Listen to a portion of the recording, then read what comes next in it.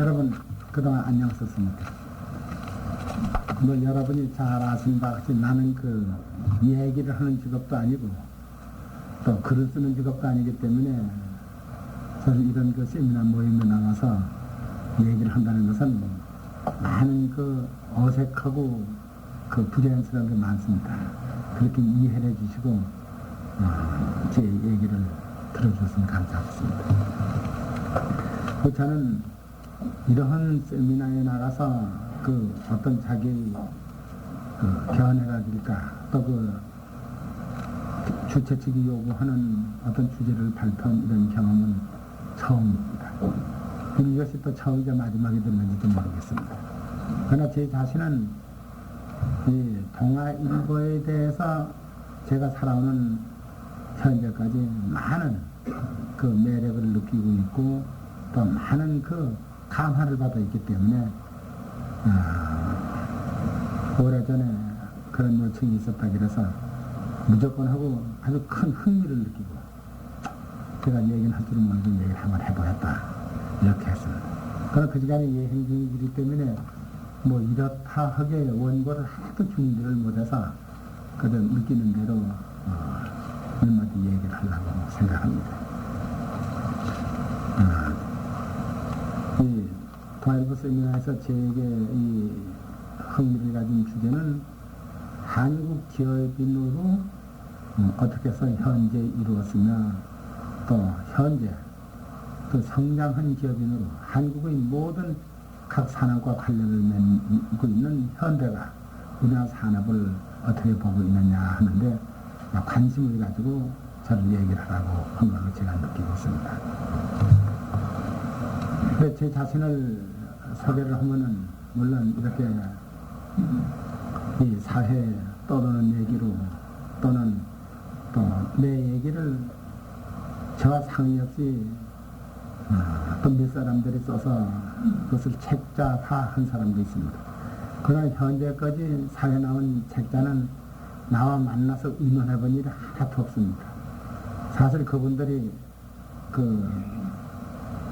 내 얘기를 써서 책이 좀 팔릴 거다 이렇게 생각을 해서 썼는지 모르는데 저와 의논을 하고 얘기를 했더라면 좀 더 책이 더 낫게 팔리고 또 있는 독자보다 더 흥미를 끌 수 있는 얘기를 더 줬을는지도 모릅니다.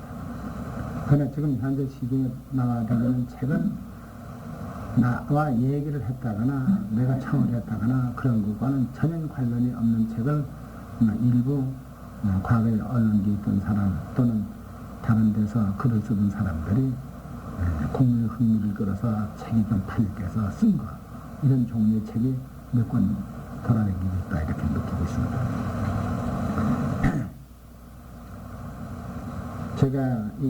저는 어렸을 적에 사실 농촌에서 생간벽지에서 컸기 때문에 서당에서 배운 한문책 그리고 서당을 한 3년 된 경우라면 그 당시는 보통학교를 다녔습니다. 그것이 내가 이 스승한테 선생님한테 배운 내 지식의 전부입니다. 그리고 그 후 나는 그 시골 농촌에서부터 도시에 와서부터는 그 당시는 동아일보하고 조선일보하고 밖에 없었습니다. 그리고 우리 집에서 동아일보를 보는 것도 아니고 조선일보를 보는 것도 아니고 우리 동네에서는 그 당시 일제 때 우리가 한 18살 이렇게 해서 소학교를 조금 맡을 때 우리는 서당에 있기 때문에 소학교를 늦게 나갔죠. 그때는 구장집에서 동아일보를 하나 봤습니다.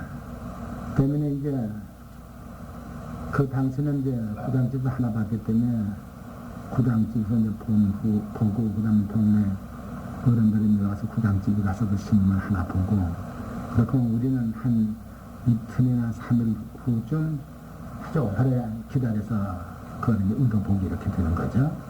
그러니까 지금 생각하면은 그 동아일보에서 무엇을 그렇게 중요하게 봤느냐. 일단 소학교를 나왔기 때문에 장편 소설을 가장 중요하게 보고 가끔 쓰는 사람들의 그 시나 무슨 어떤 수상 같은 것을 아주 중요하게 봤지 무슨 정치만, 경제만, 사회만 이런 거는 사진만 보고 홍수가 나서 어떻다, 또 무슨 이민열차가 북한도로 간다, 뭐 이런 사회면이죠. 그런 거 보고 뭐 정치면은 전혀 관심도 없었습니다. 경제면이라는 건 있는지 없는지 그때 알지도 못하고 주로 보는 것이 장편 소설입니다. 그 장편 소설은 그때 우리가 어리석었기 때문에 그건 소설로 생각하지 않고 신문은 현실을 매일 현실의 사건을 기록하는 걸로 느끼고 있었습니다. 그게 소설이 아니고 매일 일어나는 일을 그렇게 연재하고 있다 이렇게 느꼈습니다. 굉장히 흥미가 더 있습니다. 그것은 어떤 작가의 구상이 아니고 현실을 기록해 나간다. 그렇기 때문에 아주 흥미가 있었습니다. 그 당시 초간에는 그 박민근씨가 쓴 마도향불이 나왔고 석간에는 그 이광수 씨가 쓴 흙이 나왔었습니다. 그래 그 두 소설에 그 주인공의 그 모든 정신과 행동이 우리에게 아주 뿌리 깊게 인상을 주었고 또 그렇게 행동하려고 노력도 많이 해봤습니다. 그래 다른 크고 이 마도향불의 주인공이든지 흙의 주인공인 그 허승이든지 그런 사람들의 그 생활을 인면할 수는 없었지만은 가능한 것은 다 노력을 해봤습니다. 그래서 지금 이제 사업을 한다고 뭐 쫓아다니고 이제 술도 다른 사람 대접도 하려고 이렇게 하지만 그런 관계로 사실은 담배도 안 피웠고 그때는 많은 그 기독교적 그 여향의 줄거리가 미쳐 있기 때문에 물론 이제 술 담배도 안 피웠고 또 그 당시는 뭐 어떤 남자 대장부가 여자 꿈을 쫓아다니고 다 천박하게 썼기 때문에 유교 난리 전까지는 아주 모범청년입니다. 지금은 뭐 그렇지 않고 아주 형편없는 집신착처럼 되었지만 아니 그때는 대단한 그 노력을 했습니다. 그래서 그 어렸을 적에 본 모든 것이 생애를 지배해나가고 있다. 내 생애를 지배해나가고 있다. 이렇게 생각을 합니다. 그래 우리는 첫 번에 사실은 서울에 왔을 적에도 흑소설에 인연을 내려고 그 주인공 화승에 인연을 내려고 변호사가 되려고 혼자 그 법정통신이라는 책을 갖다 보면서 그 변호사 시험을 사실은 치려고 했었습니다. 그런데 소학교대학에 못 나왔던 그 당시에는 전문학교나 학부를 나와야지 그 변호사 시험을 칠 수 있는 자격을 얻는데 그걸 못한 사람은 우선 변호사 시험을 칠 수 있는 자격 무슨 고시인가 뭐 중간 시험이 하나 있었어요. 그래서 그걸 치르기 위해서 이제 서울에 와서 이제 벌어먹으면서 온갖 모든 노동에서부터 별심들을 하면서도 새벽에 일어나서 그 법조 통신 그것을 변호사 시험을 치려면 뭐 모든 법률을 다 외워야 한다 이런 생각으로다 그 당시의 법률이라는 건 일본 헌법에서부터 일본 헌법 제1조가 천황은 신성해서 불가침이다 이렇게 되어 있죠. 물론 말로 하면 덴노와 신세인이 시대 오카스에 따라서 이렇게 써 있는 거죠. 그걸 다 외웠습니다 했군요. 그걸 다 외워서 시험을 치러 갔는데 사실 떨어졌죠. 그래서 거기서 떨어졌기 때문에 오늘날 한 상인으로 그러니까 되게 커져서 기업가다 이런 위치에 현재 이런 겁니다. 그러나 그것은 헛되지 않고 오늘날 우리가 현대가 세계에 다니면서 모든 크고 적은 일, 그 방대한 금액이 이르더니 모든 계약을 하는데 변호사를 데려 다니지 않아도 자신 있다 이런 생각을 하고 있습니다. 뭐 법이라는 게 어렵다고 어렵지만은 사실 느끼면은 인간의 한 경호, 관습, 그 습관에다가 제재할 수 있는 힘을 준 것뿐이지 특별한 건 아무것도 없는 거죠. 그러니까 경험만 맞게 생각하면은 아무 걱정이 없고 그러나 상대방 온 세계 기업가들은 전부 고문 변호사를 들어댕기죠. 크고 작은 모든 계약에 그렇죠. 합작 투자에 있어서나 큰 계약에 있어서나 우리가 그지간에 세계의 모든 기업가들하고 합작 투자 계약도 하고 이렇게 지켜보면은 어느 기업가가 변호사를 안 데려다니는 사람이 없었죠. 그러나 오늘날 우리가 변호사를 현대가 안 되는 댕겼다 그래서 후현 계약은 하나도 한 게 없습니다. 그것은 왜냐하면 자기 지식껏 했고 또 정부가 그 행정을 하는, 경제 행정을 하는 모든 과정을 그 계약에 많이 활용을 했죠.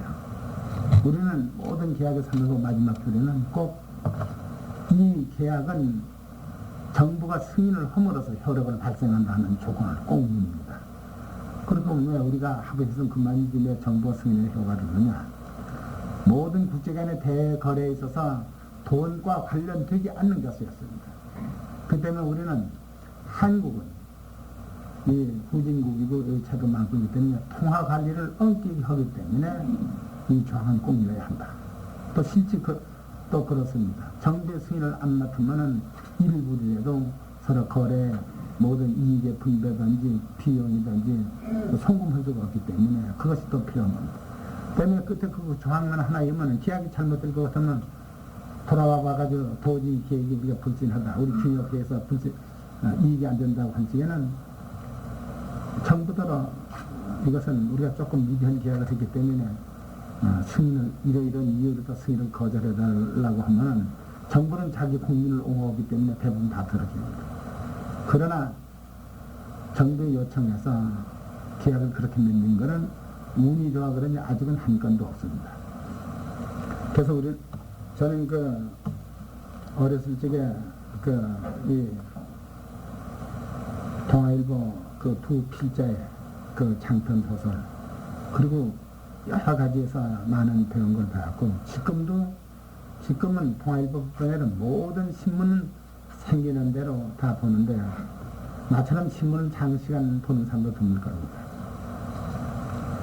아침에 일어나서 5반쯤 일어나면 약 1시간 반은 들어눕어서 신문을 보죠. 아침 조간을 보고 또 저녁은 돌아가서 저녁 먹고 들어눕어서 또 1시간 신문을 봅니다.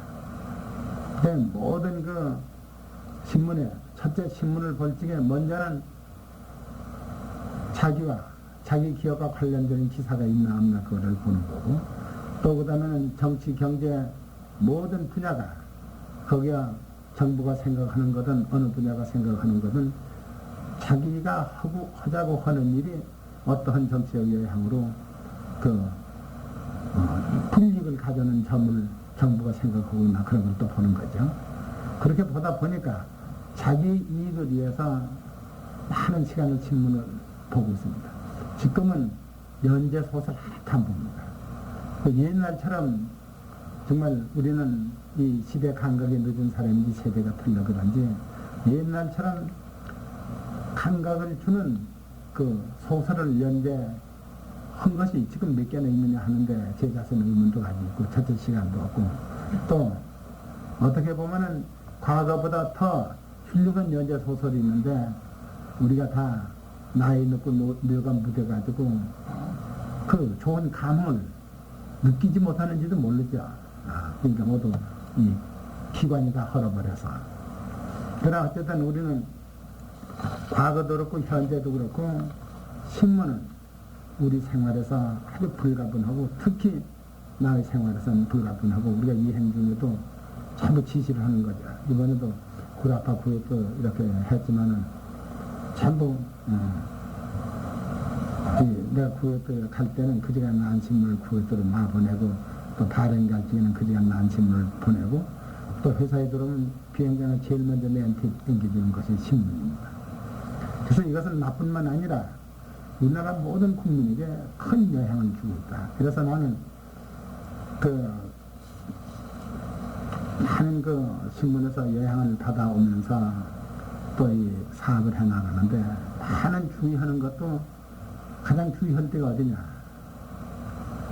그것은 이 변천대 나그고 후진국에서는 가장 주의할 때가 전부 다 이렇게 느끼면서 기업을 하는 사람도 있을 거고 그런데 그리고 그 다음에는 더욱이 오늘날 경제가 불과 한 20년간의 급성장하기 때문에 많은 국민한테 주목을 끌고 있기 때문에 기업에는 항상 모든 국민의 논란의 대상이고 또 국민이 그렇게 생각하고 있기 때문에 또 신문이 모든 독자의 연망에 따라서 모든 기업을 논란의 대상으로 하고 있습니다. 그것은 불가피하다지는 이렇게 생각합니다. 그건 왜냐하면 모든 우리나라 종교, 문화 모든 분야가 뭐 가톨릭 분명년에 200년이 되고 뭐 이러고 각 신문사도 전부 100년 전후되고 모든 우리나라 문화가 그런 오랜 역사를 가지고 있는데 우리나라 경제 소위 기업이라는 것이 이 땅에 소생해서부터 불과 30년 전후에 모든 국민 생활에 구석구석이 영향을 미친 이치에 있기 때문에 그것은 국민들의 관심을 가지고 여론의 관심을 가지고 학교의 학생들의 관심을 가지고 모든 종교인들의 관심을 가지는 그것은 필연성이다 이렇게 보고 있습니다. 그래서 제 자신은 어렸을 때부터 큰 사가가 되어야겠다 이런 생각은 해본 일이 없습니다. 어렸을 적에는 어떻게든지 돈을 벌어가지고 배불리 세 끼 먹으려고 일을 했고 또 어떻게 생각하면은 그 농촌에서 흉년이 들어가지고 정말 보리죽을 써먹고 쌀개로 죽을 써먹고 초금 목피로 냉기고 그렇다고 해서 뭐 잘 살 수 있는 가망이라는 전혀 없어요. 그래야 되면 도시에 나와서도 우리가 이 막내동에서부터 이제 닥치는 대로 뭐든지 다 하는데 어떻게 하면 자기가 살 수 있고 자기 가족을 살릴 수 있느냐 이걸로 열심히 일을 하다 보니까 어떻게 돼서 모두 요즘에 가장 듣기 싫은 재벌이다 이렇게들 얘기를 하죠. 우리나라 사회에서 재벌하면은 어느 범죄의 대명사 같은 인상을 받습니다. 그건 또 그럴 수밖에 또 없습니다. 왜? 그 빠른 성장이 있어서 첫 번서부터 이 정부의 변천기 때마다 기업인은 변합니다. 많은 정치인도 변했지만 많은 기업, 우리나라의 모든 변천기에 있어서 힘의 변천기에 있어서 이를테면 정권의 변천기에 있어서 제일 많이 변천해 나가는 것이 정치인이고 둘째로 변천해 나가는 것은 기업인이다 이렇게 봐야지 합니다. 수많은 그 변천기 속에서 한국 기업이 존재해 나가고 있다 이렇게 봅니다. 그리고 확실히 또 변천기에 몰락해 나가는 사람이 있느냐 하면은 변천기에 줄을 잘 잡아가지고 또 눈부시게 이렇게 어떤 이치에 성장하는 기업도 있습니다. 그렇기 때문에 오늘날 본직에 한국의 기업은 자기 능력으로 성장한 것이 아니라 변천기에 줄을 잡아 성장하기 때문에 계속 그 후유증은 계속 있는 것이다 이렇게 보는 것입니다. 그 때문에 한국의 모든 기업은 법률로 다스릴 수가 없고 그 법률 이상의 것으로 밖에는 다스릴 수가 없지 않느냐 이렇게 느끼는 국민들이 많이 있습니다. 그것이 오늘날 가장 뒤떨어져 있는 것이 금융산업인데 금융산업이 모든 줄을 일반 국민한테 다 팔고 민영화해가지고 금융산업이 정부가 가지고 있기 때문에 뒤떨어져 있기 때문에 다른 기업이다 비할 것 같으면은 아주 까마도 그게 금융산업이 지금 후퇴되어 있죠. 그래도 금융산업을